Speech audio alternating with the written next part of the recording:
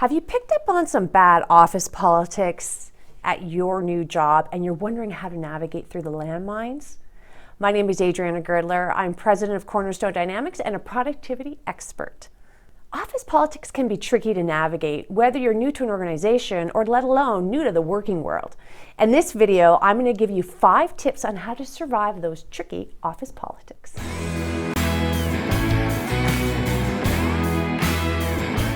Tip number 1, don't pick sides, whatever you do. I want you to remain neutral. Think of yourself as Switzerland. So when there's 2 departments that are pitting themselves against each other, or let alone 2 individuals, you want to remain professional and friendly to both sides. Stay in that working environment and tasks that you have to do at hand. And if a conversation does go to where it's the personal, like someone says, I can't stand sales, they don't do their job or they don't know anything, ignore it. And what you can reply back with is, well, what is it that we can do in order to give training what they need to be successful? You really have to play it safe here and be neutral. Tip number 2, I want you to document. Okay. It's only when office politics gets really bad that I really suggest this, but you may want to document who is at meetings, what was agreed to, what time and date that all of that happened, and just keep it in a separate file. Because the worst thing is down the road when someone actually says to you, but we didn't agree to this, blah, blah, blah, and then the office politics starts to come into play, you at least have some documentation that indicates, from a professional standpoint, the agreements that everyone came to. It can really diffuse a very ignited situation and ultimately will help you to be neutral. Tip number 3, don't get personal.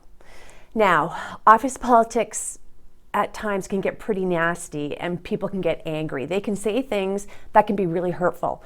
Do not sink to their level. They are emotionally charged at this point. You don't have to be. Remember, be neutral as possible. Now, don't sink to the level, and also realize this. When someone's really angry, it's not about you. It's about them. It's their issue. So take a deep breath. There's some great mindfulness techniques I have in another video that can help you through this, so check it out. But take your deep breaths. Don't take it personal and realize it is not about you. It's this other person. And ultimately, they should be apologizing to you anyway for the yelling, because that is very unprofessional. Tip number 4, stay away from gossip.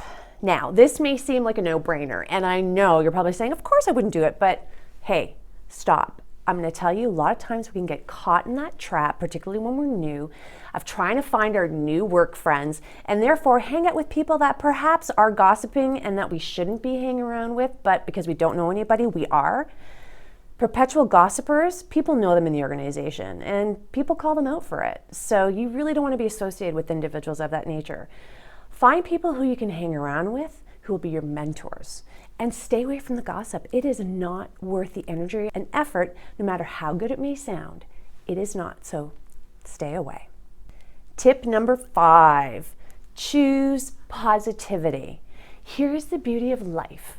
You have choice. You have choice in everything you do. And when it comes to office politics, choose positivity. Sometimes office politics, if there's a lot of it going around, it could bring us down and the negativity can start to come and play and then we spin into that negative cycle. Don't do it. Choose positivity. You have a choice.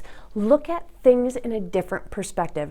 Everyone ultimately is good. No one wakes up on purpose to blame somebody for something, but yet that can happen. So look at things from a positive standpoint. Have some compassion, give people benefit of the doubt, but be positive yourself, because the way you exude yourself comes back to you tenfold. So choose positivity, and I promise you positivity will come back to you as well. I hope these tips help you really deal with any office politics you may be coming across. If you like these tips, please write in the comments below, survive and thrive, because that's what it's all about in the working world.